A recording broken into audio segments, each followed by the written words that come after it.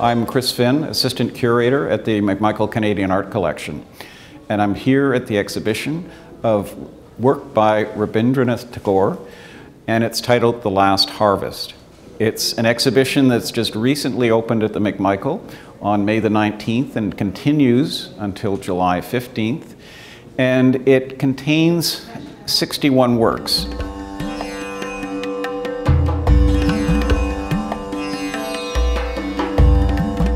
The artist, Rabindranath Tagore, established his reputation initially with his writing, particularly his poetry, but he also produced quite a number of novels, plays, even worked with compositions and music, and had an extensive range of creative disciplines that he worked within.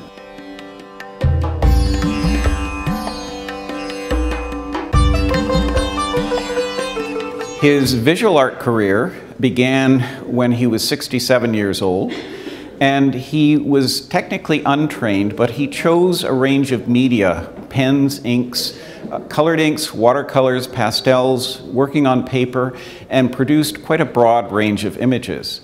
The initial phase, and we have in this display 4 phases of Tagore's career, started with doodles, erasures, and creations from his own sort of imagination of fantastical birds and animals.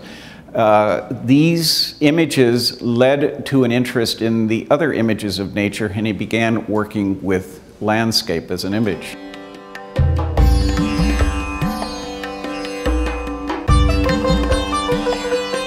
In terms of our interest in Tagore and the reason why he's here at the McMichael, we deal with art by members of the Group of 7, and Tagore was an artist and writer whose work was of interest to several members of the group. In particular, F.H. Varley, who was for a period of time based on the West Coast in BC. He had been reading Tagore's writings since 1918.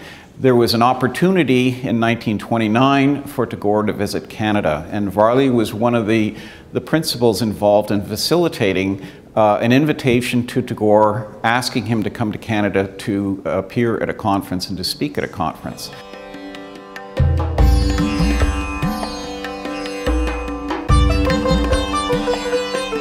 Varley's interest in his writings, he extended his work into a more spiritual realm.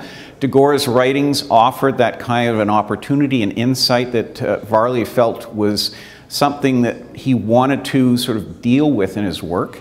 There are a number of paintings, landscape works, as well as figurative works that draw on his interest in Eastern religion.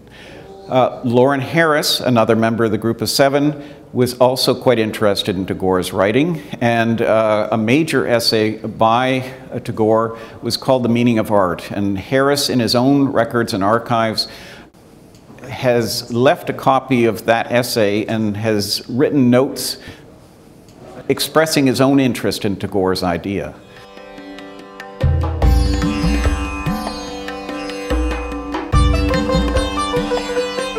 Lismer, Arthur Lismer, was another member of the Group of 7 who had an early connection with Tagore.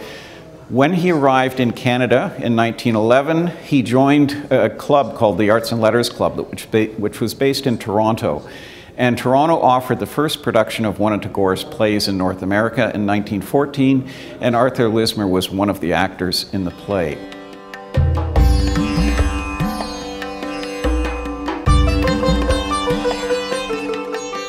I think that the appeal for this exhibition will encompass a broad range of people who are interested in the group, interested in the group's influence, and also who influenced the group. And we have quite a number of examples based on the works on display by Tagore that are here that people can judge for themselves and see where the connections are between Tagore's interest in images of nature and how he works in terms of his own artistic development and the Group of 7.